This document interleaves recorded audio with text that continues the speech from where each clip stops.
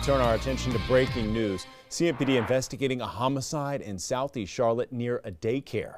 A person was shot shortly after 3 o'clock this morning on North Sharon-Amity Road, not far from East Independence Boulevard. CMPD announced just minutes ago that this is a homicide investigation. Our Ron Lee is live on scene this morning. Ron, catch us up on this. What are you seeing out there right now? Hey, good morning to you guys. Well, this shooting happened about 3 hours ago, but it is still a very fluid, very active scene.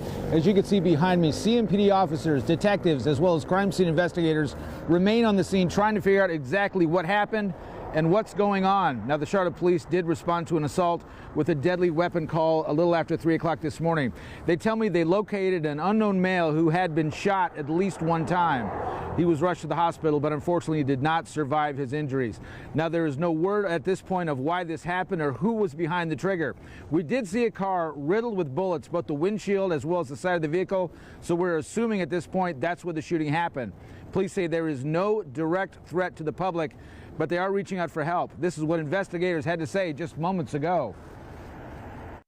Anybody with any information, if you have any video, anything, to please contact us at Crime Stoppers at 704-334-1600.